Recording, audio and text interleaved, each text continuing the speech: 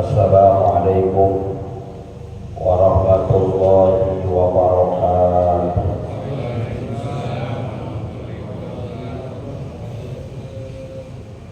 Bismillahirrahmanirrahim.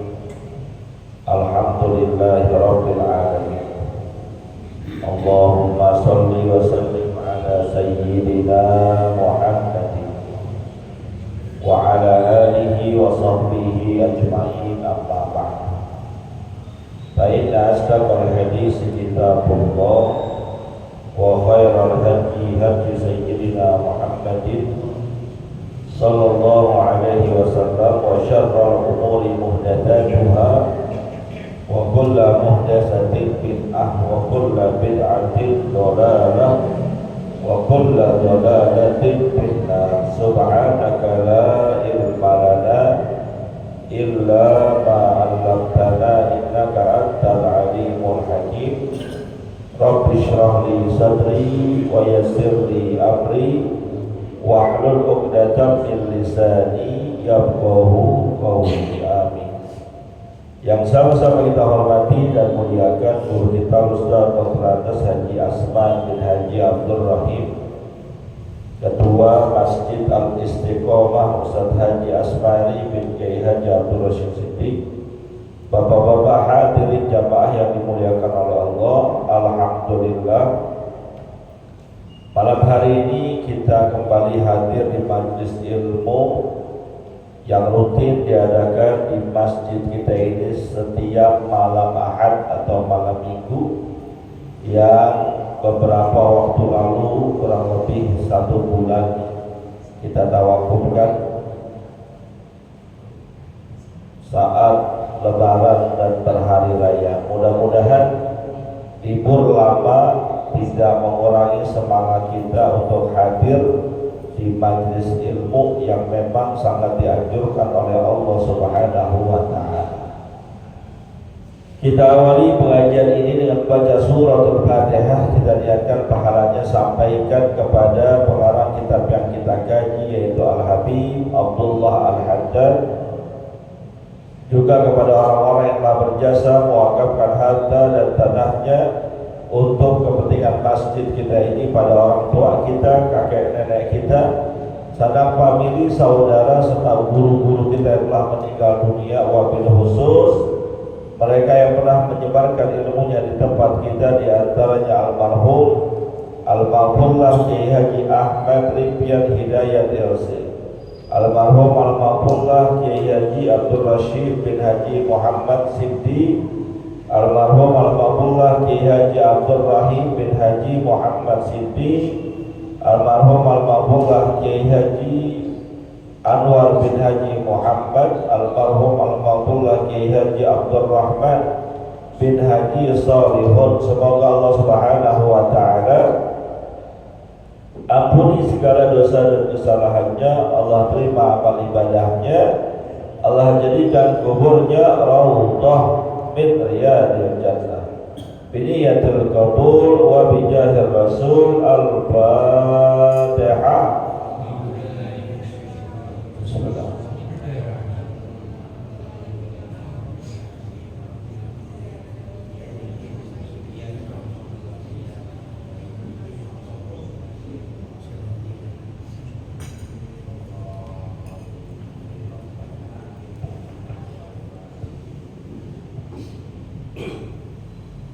Melanjutkan bacaan kita. Bismillahirrahmanirrahim. Qala al-muallif rahimahullahu ta'ala anhu, wa idza qad arafta min qablu ma warada an Rasulillah sallallahu alaihi wasallam min at-tashdidati fi tarkil jama'ati min ghairi 'udhrin sahihin, fa'lam wa tahaqqaq annal mutakhallifa an salatil jumu'ati bidzalikal wa'idi ahaqqa wa tashdidu alaihi fi tarkiha a'zamu, wa dzalika li annaha fardu 'ainin bil ijma'i, wa qad qala alaihi salatu wassalam man taraka thalatha juma'in min ghairi udrin taba'allahu ala qalbihi. Wa su'ila Ibnu Abbas radhiyallahu ta'ala anhuma an rajulin yaqumul laila wa yasumun nahara walakinnahu la yahdurul jumu'ata faqala huwa finnar wa laysa yasa'u mu'minan ayyatrukal jumu'ata min ghairi udrin wa huwa yasma'u qaulallahi ta'ala ya ayyuhalladzina amanu idza nudiya lis-salati min yaumil jumu'ati fas'au ila dzikrillahi wa darul bai'a dzalikum khairul lakum in kuntum ta'lamun. Hadirin yang muliakan Allah Subhanahu wa taala, melanjutkan kajian kitab An-Nasaihud Diniyah wal Wasaya Al-Imaniyah pada bab pembahasan tentang melaksanakan salat Jumat. Pengarang kitab ini menjelaskan wa idza qad arafta min qawli ma warada an Rasul alaihi salatu wassalam min at-tashdidati bi tarkil jama'ati min ghairi udrin sahihin. Dan apabila kalian telah mengetahui pada penjelasan sebelumnya apa yang tertera dari hadis-hadis Nabi kita Muhammad sallallahu alaihi wasallam tentang kerasnya larangan meninggalkan sholat Jumat tanpa uzur yang meninggalkan sholat berjamaah tanpa uzur yang dibenarkan oleh Allah Subhanahu wa taala, fa'lam maka ketahuilah wa tahaqqaq annal mutakhallifa 'an shalatil jumu'ati bidzalikal wa'id ahad, bahwasanya meninggalkan salat Jumat itu ancamannya jauh lebih dahsyat, jauh lebih mengerikan dibandingkan meninggalkan sholat jamaah. Wa tasdidu alaihi bi tarkiha a'zam, dan ancaman-ancaman dalam perkara meninggalkan sholat Jumat itu lebih dahsyat lagi. Kenapa? Wa dzalika li'annaha fardhu 'ainin bil ijma'i. Yang demikian itu karena melaksanakan sholat Jumat itu hukumnya fardhu 'ain bagi laki-laki secara ijma', kesepakatan para ulama berdasarkan teks hadis, berdasarkan ayat Al-Qur'an. Jadi kalau udah urusan sholat Jumat nggak ada perbedaan pendapat. Mohon maaf, kalau sholat jamaah masih ada perbedaan pendapat. Ada yang mengatakan wajib ain, semua muslim wajib sholat berjamaah. Ada yang mengatakan wajib kifayah, perwakilan aja. Sholat jamaah kalau sudah ada yang melakukan di satu kaum, satu masjid, maka yang lain gugur kewajibannya, gak dosa. Pendapat yang ketiga, sholat jamaah itu hukumnya sunnah muakkadah, sunnah yang sangat dianjurkan. Ini berbeda pendapat. Tapi kalau untuk urusan sholat Jumat, ulama gak berbeda pendapat, semua mewajibkan sholat Jumat bagi laki-laki. Wa qala alaihi salatu wassalam, dan sungguh telah bersabda Nabi kita Muhammad sallallahu alaihi wasallam, man taraka thalatha juma'in min ghairi udrin taba'allahu ala qalbihi. Siapa orang yang meninggalkan salat Jumat 3 kali, lewat yang lain secara berturut-turut, lewat yang lain ditambahkan tahawunan karena memang menganggap sepele, sholat Jumat gak dikerjain juga gak apa-apa. 3 kali dia tinggalin. Toba Allah min ghairi udhrin, ninggalinnya tanpa uzur, tanpa ada alasan yang diperbolehkan oleh agama. Emang lantaran males, emang lantaran ogah, emang gak doyan ke masjid, berat kakinya melangkah ke masjid, lewat sih tiap hari, lihat masjid tiap hari, tapi kira salat Jumat gak nyampe. Tahawunan, bukan karena uzur. Kalau uzur seperti sakit misalnya, yang gak memungkinkan dia hadir, yang kalau dia hadir membahayakan orang lain, gak usah salat Jumat. Mohon maaf nih, dia sakit, cacar nular gak? Nular kan? Kalau dia paksakan sholat Jumat mengakibatkan orang lain bisa tertular, maka nggak usah sholat Jumat. Hujan gede banget, nggak ada payung, nggak ada alat pelindung, nggak apa-apa, nggak sholat Jumat. Bagian dari uzur yang diperbolehkan oleh agama. Dalam perpergian perjalanan jauh, nggak sholat Jumat nggak apa-apa, karena memang bukan orang yang mukim di negeri itu. Kita adalah musafir, nggak sholat Jumat nggak apa-apa. Atau ada dalam keadaan membahayakan, kalau seandainya dia paksakan sholat Jumat membahayakan dirinya. Mau sholat Jumat di depan ada anjing ngamuk, anjing lepas, gak ada yang berani nangkep, keliuran atau macan.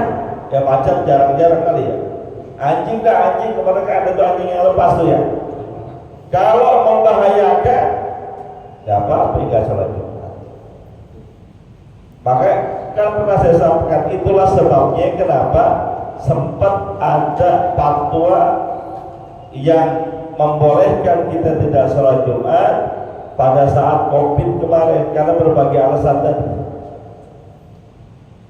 Terlepas ada yang setuju dengan tidak pendapat itu, ya silahkan, itu masing-masing keyakinannya.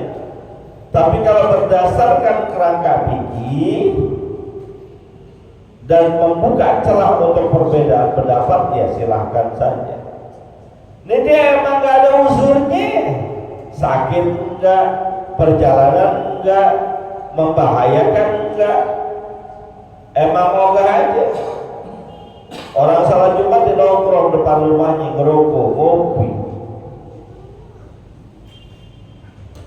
Maka 3 kali berturut-turut dia gak datang salat Jumat, dianggap tahawunan, melalaikan, menganggap remeh enteng pelaksanaan sholat Jumat.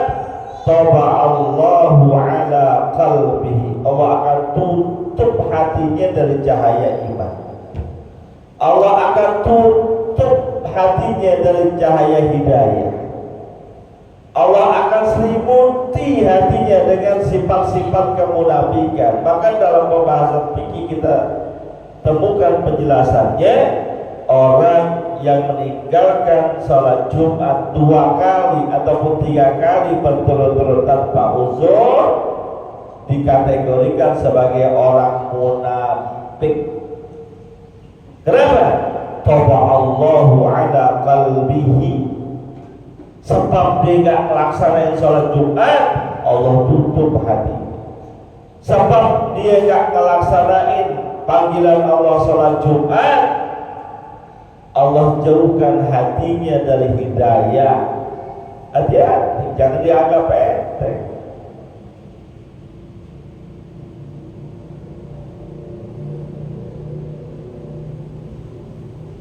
Capek Pak Ustadz kerja malam, pulangnya subuh, tidur jam 12 masih tidur. Bagaimana? Bangunin. Apa Apa iya dari jam 6 sampai jam 12 tidur kagak cukup? Walaupun malamnya kerja malam. Yang malamnya kerja, ini beneran kerja. Terus paginya tidur untuk menebus kantungnya di saat malam yang nggak dia bisa tunaikan tidurnya. Jam 12 aja disuruh bangunin untuk sholat Jumat. Gimana yang cuma begadang nonton bola? Bagaimana yang cuma begadang nongkrong doang? Bangunin. Ngamuk kalau dibangunin, yang penting bangunin dulu. Bangun sholat Jumat, gak bangun-bangun, ya udah kewajiban kita. Apabila ada anak saudara yang memang berada di lingkungan kita, udah kita ingetin, jangan didiemin aja. Susah bosan dibanguninnya, coba bangunin. Kalau udah sampai tahap 2 kali 3 kali gak mau bangun juga, 3 usahain dulu. Mohon maaf, kadang ada orang tuh begadangnya kuat, meleknya kuat, tapi tidur siangnya juga kuat. Dari pagi ketemu maghrib nggak bangun dia tidurnya. Ada yang begitu. Bangunin. Apalagi dalam perkara sholat Jumat, jangan sampai dibiarkan begitu aja. Dan tularkan ke anak-anak kita, biasain.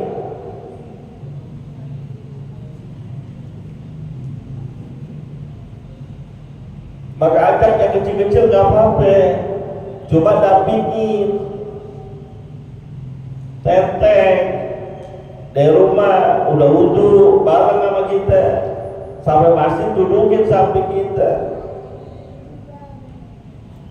Kadang yang rajin berangkat duluan bocahnya sih. Bocahnya jam 11, 15, setengah 12 sudah nyampe. Bapaknya jam 12 masih di rumah. Akhirnya anaknya berkeliaran, gak ada yang kontrol. Berisik dah di masjid. Kita gak sabaran, kita tegur, lapor ke rumah. Pengurus masjidnya galak.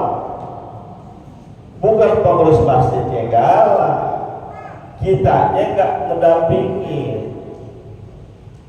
Kalau memang dia kita tenteng dari rumah, duduknya bareng kita, di samping kita, insya Allah nggak akan keliaran kemana-mana. Ayo, tauba Allahu ala qalbi, Allah tutup hatinya. Kalau yang nggak mau sholat Jumat 3 kali berturut-turut.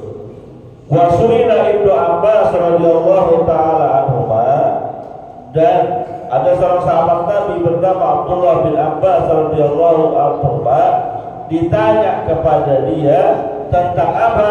An-rajulin, tentang laki-laki, seseorang muslim, yaqumul laila, malam dia salat malam, tahajud, wa yasumun nahara, siangnya dia puasa. Malam tahajud, siangnya puasa. Cakep kan? Cakep. Walakinnahu, akan tetapi orang ini la yahdurul jumu'ata, sholat Jumat gak hadir, kagak nongol. Walaupun dia sholat tahajud malamnya, puasa siangnya, sholat Jumat kagak nongol, gak hadir. Qala, jawaban Sayyidina Abdullah bin Abbas radhiyallahu taala anhuma, huwa finnar, orang yang kayak gitu tuh ntar tempatnya di neraka. Artinya apa? Dosa. Nggak sholat Jumat itu dosa tanpa uzur. Tapi tahajudnya rajin, puasanya rajin, tetap finnar, kata Sayyidina Abdullah bin Abbas radhiyallahu taala anhuma. Yang begitu aja di neraka, apalagi mohon maaf yang malam kagak tahajud, puasa sunnah jarang, kagak sholat Jumat, kira-kira di mana?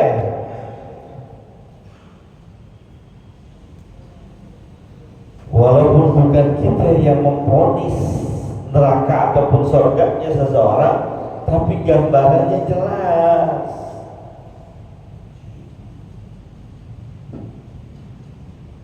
Sholat kagak, puasa kagak, Jumatan kagak. Kira-kira pantasnya di mana? Pantasnya di mana yang begitu? Lebih pantas ke neraka. Lalu meninggal dunia, dibawa ke masjid, sholatin jangan. Mohon maaf nih, ada tetangga kita, saudara kita, sahabat kita, kerabat kita, sholat kagak. Emang kita tahu kagak sholatnya? Ke masjid kagak, puasa kagak, zakat kagak, Jumatan kagak, meninggal dunia, kira-kira sholatin apa jangan? Sholatin apa jangan? Ya, gak usah temparin aja langsung kali. Masih hidup aja dia ogah ke masjid, apalagi udah mati. Kalau dia masih bersyahadat, mengakui Allah sebagai Tuhan, Muhammad sebagai Rasulnya, belum pernah keluar dari katanya, dari kata-katanya, dari mulutnya kalimat dia murtad, mengingkari Islam, maka tetap sholatin.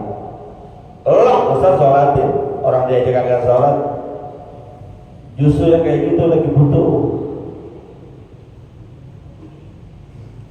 Kan kita kalau nyolatin orang, hakikatnya ngapain? Kita nyolatin jenazah nih, hakikatnya ngapain? Coba deh, sholat jenazah berapa rakaat? Pak, sholat jenazah berapa rakaat? Oh nyambung kok. Berapa kali takbir? Nah gitu, biar nyambung. 4 kali takbir. Takbir pertama baca Alhamdulillah. Takbir kedua baca sholawat. Takbir ketiga doain Allahumma firlahu warhamhu wa'afihi wa'fu anhu wa akrim nuzulahu wa sifatullahu. Itu apa? Itu doa kita buat semuanya. Ya Allah ampuni dia, kasih sayangi dia, maafin kesalahannya. Itu doa kita. Hakikat sholat jenazah adalah doain si mayat. Ini orang selama hidupnya emang maksiat mulu, ibadahnya jarang. Butuh gak doa? Butuh gak doa? Justru dia paling butuh. Maka selama tidak keluar dari mulutnya kalimat riddah, kalimat murtad, sholatin. Yang repot kan begini Bozan, emang dia gak pernah ke masjid, gak pernah ibadah. Tuan rumah asahibul bait keluarganya minta tolong kita, tolong dah di sahid, ditashidin dah, tolongin dah. Dia kagak sholat, gak puasa, disuruh kita menyaksikan. Kalau kita kan begitu ya, isyadu annahu min ahli ghair. Ya kalau emang sering ke masjid kita ngomongnya enak, weh. Emang kita tahu nih kan ke masjid. Yang berat kan gurunya. Kenapa berat?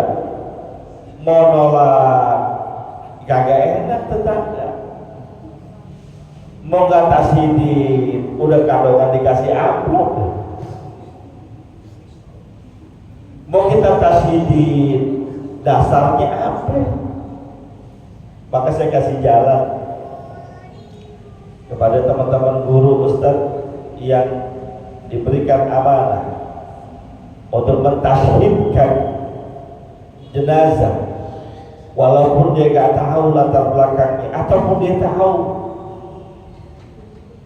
tapi selama dia masih beragama Islam, nggak usah ragu-ragu, saksikan kalau ini adalah orang baik. Dasarnya apa?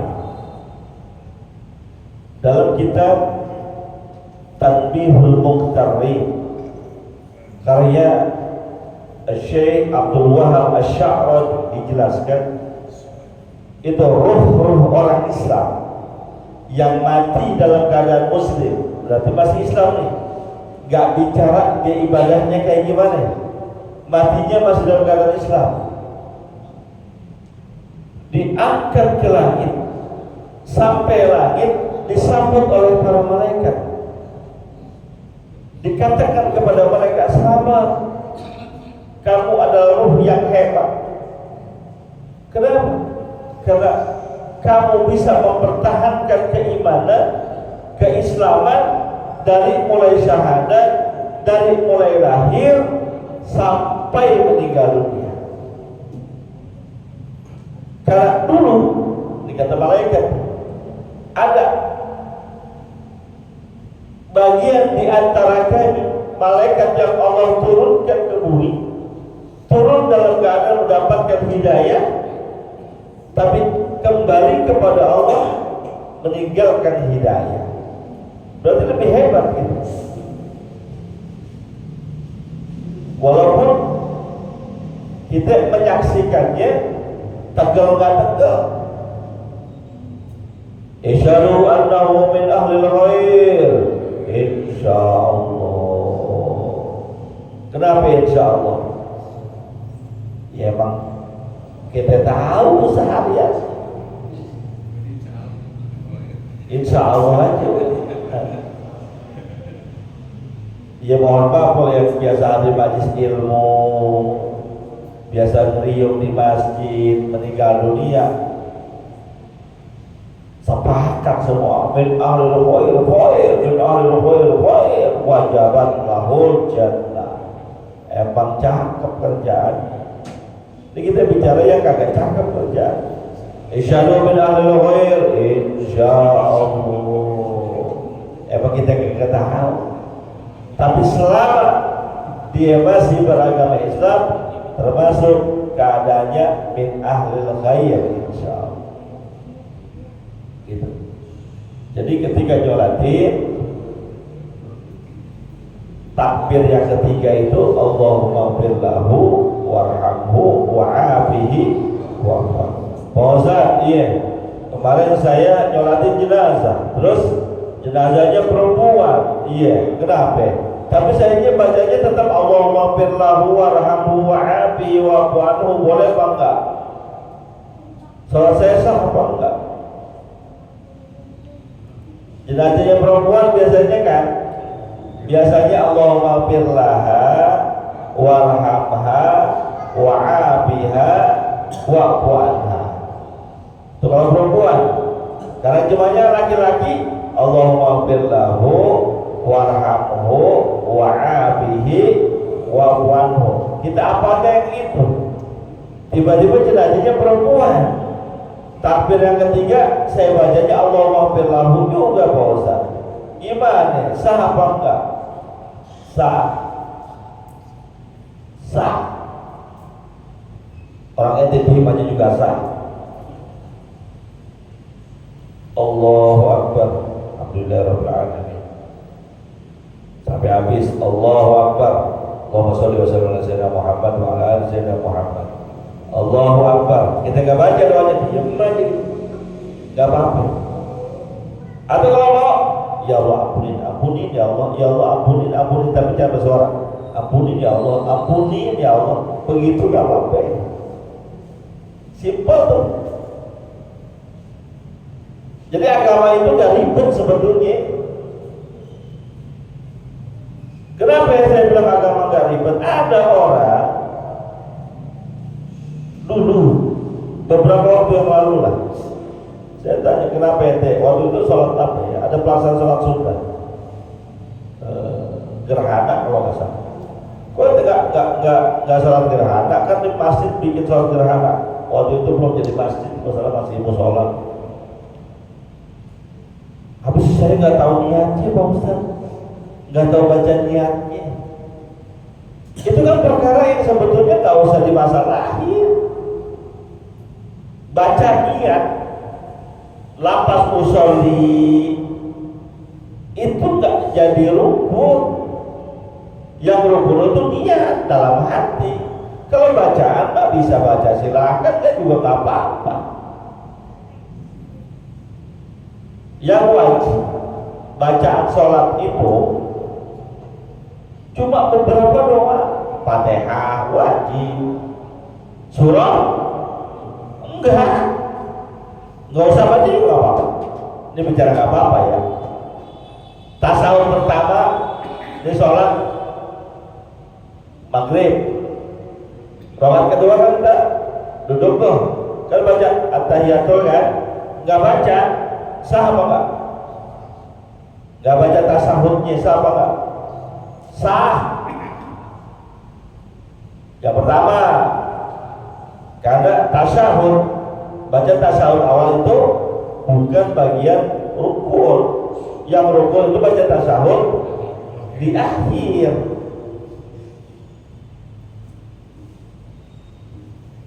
Makanya kalau dia belajarnya benar, duduknya benar, hadir majlis ilmunya benar, perkara-perkara yang dia khawatirkan gak usah terlalu. Antar urusan ini karena jarang hadir majlis ilmu, coba dengar katanya doang, akhirnya ya begitu. Kenapa gak sholat? Sederhana, gak bisa baca niatnya. Ya itu seperkara gitu. Kenapa nggak pada baca, nggak pada sholat jenazah sih? Mohon maaf, kadang ada orang nganterin jenazah dari rumahnya, nganterin masuk ke kurung batang, dia ngikut masuk, kurung ditaruh di kurung batangnya di tempat yang biasa sholat, dia keluar nungguin di depan di jalanan, dan nungguin duduk sambil ngerokok. Kita tanya, Bang, kenapa nggak pada ikut ke dalam sholat jenazah? Gak hafal bacaannya Pak Ustaz? Ada tuh begitu, gak hafal bacaannya.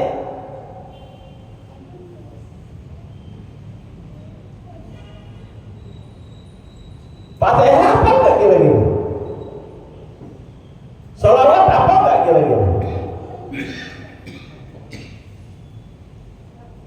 Kadang rasa malasnya,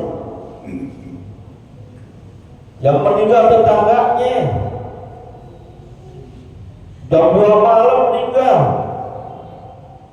dia paling gesit, terpal dipasang jam 3 malam, dia yang naik-naik genteng, udah pasang terpal, dia sibuk bikin bendera kuning, ya karena masih manual, RT-nya belum punya bendera kuning yang spesial jenazah. Beli jauh-jauh, nah jam 2 malam, toko kan banyak yang tutup, ketemu dia cari, kertas kuningnya dapat, bambunya dia dapat, diserupin, dia pasangin, semangat banget. Ngambil kurung batang dari masjid, dia yang ngambil. Motong papan hari-hari, dia yang motong. Tulisan tuh innalillahi wa inna ilaihi raji'un, telah meninggal dunia, yang buat dipasang di tulisannya dia yang nulis. Gila sholat kagak. Ayo bang sholat, saya nggak bisa baca. Dia nongkrong di depan, rugi, serugi-ruginya. Bukan berarti itu kerjaan yang tadi gak ada pahala, dapat pahala, insya Allah dapat pahala, karena itu kebaikan. Tapi maksud saya, yang paling penting tuh dia tinggalin sholat jenazahnya. Jadi kita kembali pada permasalahan tadi, walaupun dia kata tahajudnya tiap malam, puasa sunnahnya tiap hari, kalau dia ninggalin sholat Jumat, gak sholat Jumat, udah pintar, kata Sayyidina Abdullah bin Abbas radhiyallahu taala anhu. Walaysa yas'u mu'minan ayyadrukal jumu'ata min ghairi udrin wa huwa yasma'u qaulallahi ta'ala. Dan gak ada bagi mukmin keluasan yang gak punya uzur untuk tinggalin sholat Jumat. Ketika dia udah tahu kewajiban sholat Jumat, dia udah dengar firman Allah dalam surat Al-Jumu'ah, A'udzubillahi minasyaitonir rajim, ya ayyuhalladzina amanu, hai orang-orang yang beriman, idza nudiya lis-shalati, apabila telah dikumandangkan panggilan azan untuk sholat min yaumil jumu'ati, pada hari Jumat, sholat Jumat maksudnya. Apa itu? Kalau udah kedengaran azan, pas au ila dzikrillah, segera memenuhi panggilan Allah, segera ingat Allah. Di makna segera ya harus,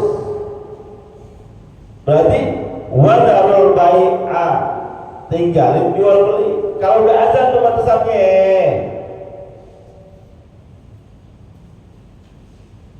Kalau udah azan udah jangan ngurusin apa-apa lagi dah. Yang dagang tutup dagangannya. Maka lihat di Mekah, di Madinah, yang sudah haji maupun umroh, kalau udah azan, jangan kata sholat Jumat, azan biasa, sholat yang 5 waktu, bunyi aja azan, tarik semua rolling door-nya, tarik semua.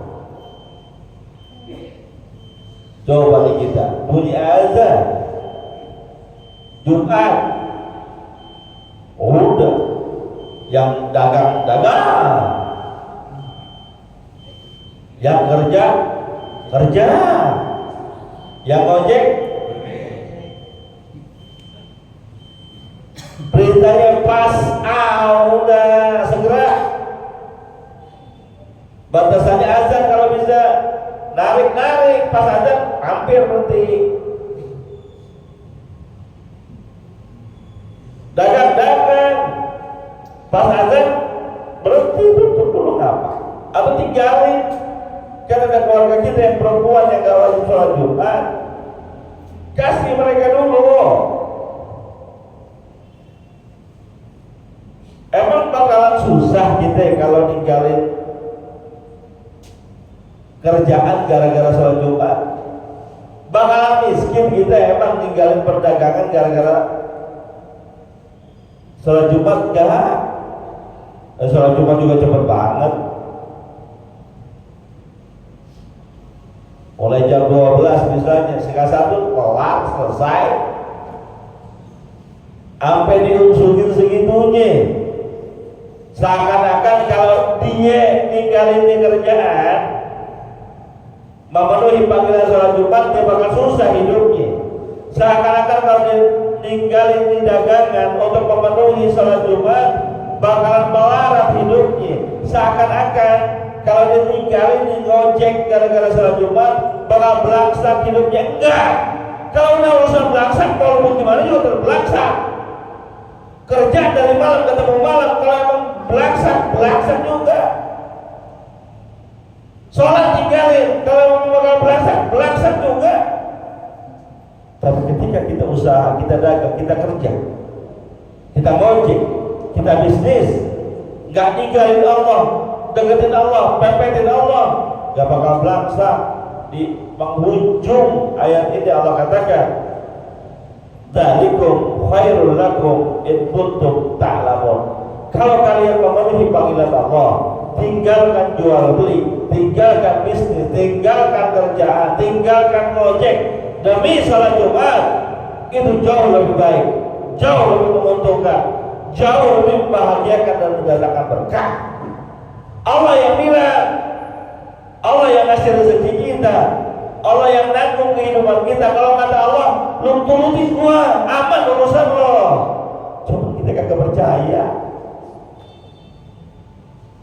Mauan ngojek juga diungsungin,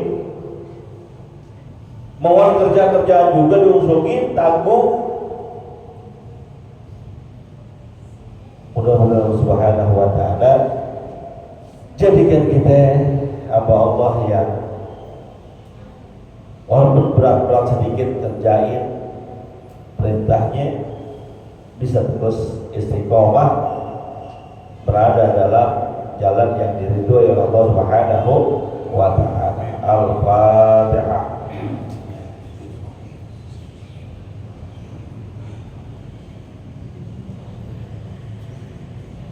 Qala Rasulullah sallallahu alaihi wasallam Abdul Maqsudu wa nabiyyun min qabli la ilaha illallah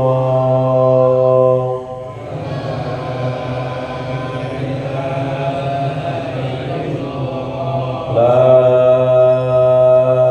ilaha illallah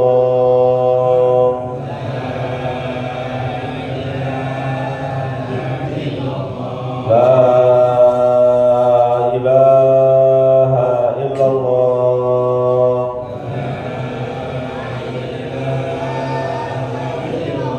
Muhammadur Rasulullah sallallahu alaihi wasallam ya Allah subhanahu wa ta'ala arabi alim ma yafauna wa habdana ya wahab ilman wa hikmatan wa rizqi ya razzaqul lisahila bil khair ya fattah wa huda wa bil ilmi ya alim kulli mufaddila Allahumma lana wa liwalidina wa rahmna wa rahmatuka kama rabbuna sigara Rasulullah ala sayyidina Muhammadin wa ala alihi wa sallam walhamdulillahi rabbil alamin. Terima kasih, mohon maaf. Assalamualaikum warahmatullahi wabarakatuh.